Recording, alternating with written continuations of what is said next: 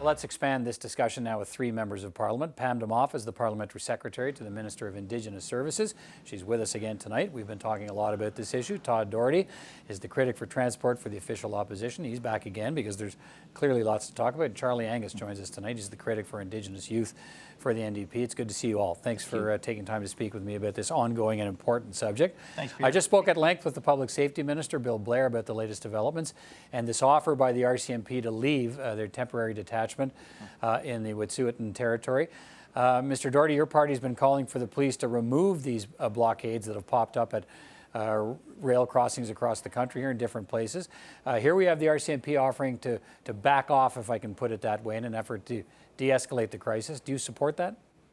Listen, I support whatever is going to come to a peaceful resolution. And I've been saying that, and we've been saying that all along. And that's great news to hear that it looks like the RCMP are going to do whatever they're doing or necessary to actually diffuse the situation. I think that that's important. We've always said that allow the police to do the job, that we have full confidence in their skills and ability to protect our communities, and have the tools necessary to, at their discretion, to be able to do whatever but your party is suggesting they enforce the rule of law. That's that the police should go in there and remove these blockades. And here we have the RCMP. Clearly their posture had been to maintain this temporary detachment on Wet'suwet'en territory. Now, given this crisis, they decided to change that posture and move away. That would seem to go against the kind of things you've been talking about. Our party has been very clear that we are calling on the government, the Prime Minister, to first ascertain and tell Canadians, are these blockades illegal or not? Are we a country of rule of law or not? And if so, then we should allow the police to do whatever they feel necessary and use the tools at their discretion to diffuse the situation and for a peaceful end to this conflict. Okay, Mr. Angus, is this the right move by the RCMP? I think that the RCMP has made a very wise move. I think they realize the situation has become untenable.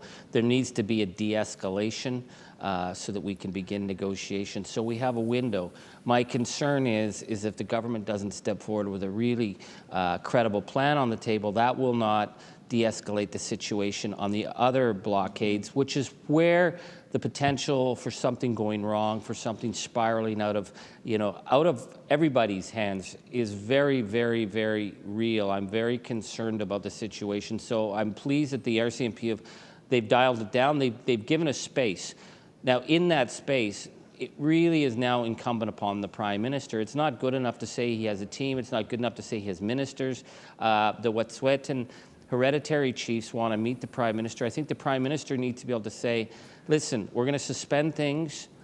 We will send in a mediator. I would suggest someone like Senator Murray St. Clair, or maybe one of the BC regional chiefs, to say, how do we deal with this dispute within the community, but that would send a message to the Mohawk communities, to the other Indigenous activists across the country. They want to know that something is going to change, and unless they have that, the blockades will continue and we will have lost doesn't that open the door? So should the Prime Minister meet with any protesters who have a grievance with the government, or is this different?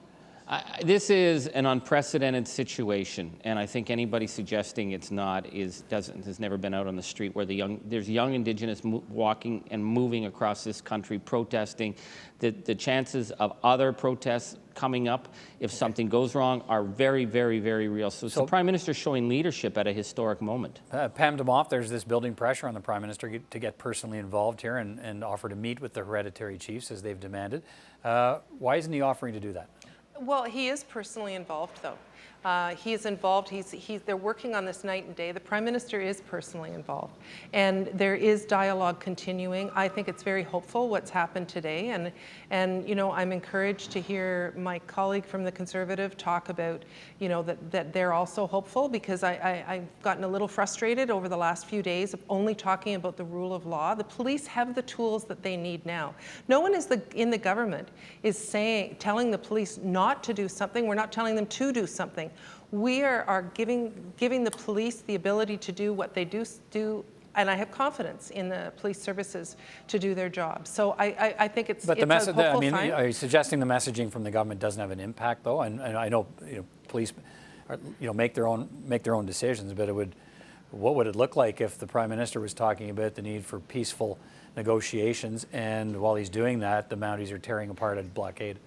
Well, I mean, they're independent, Peter. They are. Okay. The message we have been trying to convey is that we want a long-lasting, peaceful solution to the issue. Mr. Doherty, are you concerned at all as we watch this? We have, as we speak, we have the hereditary leaders who they are meeting with supporters at blockades in Tyendinaga tomorrow.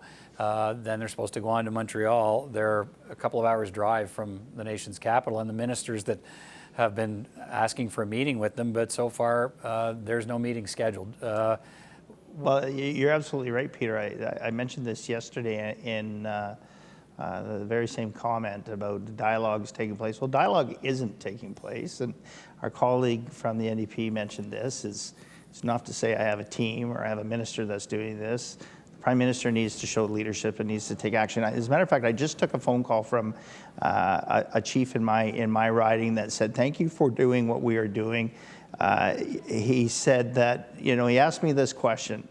He goes, a very important question: do the rights and title belong to who do they belong to? They belong to the community, and in these communities, those communities elected chiefs and council to represent them, and the chiefs and council and hereditary chiefs elected in favor of lifting their communities out of poverty. Now, very important question, and it continues to be said. I said this earlier in a comment. I believe our colleagues from the NDP have said this. When you're meeting with the hereditary chiefs, you need to meet with all of the Wet'suwet'en, and you can't. It's not enough just to meet with the angry few. You need to meet with all of the Wet'suwet'en leadership. Mr. Angus, what do you think of that? Well, I think we need to be really realistic in terms of our role as parliamentarians. This issue is much bigger than us. It's simply not credible for the Conservatives to say, well, there's the good First Nations and the bad First Nation people, and that's not a credible response. What's going on within the Wet'suwet'en community is obviously a divide, but it has triggered a much more massive response that has created a movement much more politically potent and potentially problematic if it's not handled right than Idle No More. However, if we actually show leadership, if the Prime Minister gets it, that we got to contain this, we have to de-escalate, if we send some clear messages, we may be able to get through this, get the trains running. That's got to start happening. Right, but if the hereditary chiefs are meeting with the Mohawk blockades, but the Prime Minister's not calling them, but yet the Prime Minister's calling the premiers, there is a disconnect there, and Canadians and Indigenous people are the losers for this lack of stepping forward and saying, you're right, we're going to have to sit down, we have to de-escalate, we've got to find a way through this. There's a couple of minutes left here. Mr. Doherty, let me go back to you, then to Pam Damoff, because I want to talk about the motion the House debated today. It was a Conservative motion. You sponsored the motion. I did. What does it ask for? Listen, it is asking for us that the House recognizes that stands in solidarity with the Wet'suwet'en people, the 20 First Nations that voted in favor of economic prosperity, that we stand against radical activists, and those are the words of the Wet'suwet'en that are on the ground that are saying these aren't even our own people that are banging the drum. As I mentioned earlier, the chief that phoned me and said, I've never seen so many white Wet'suwet'en in all my life, and he's disgusted in the white person that is banging the sacred drum. He said, they don't stand for us.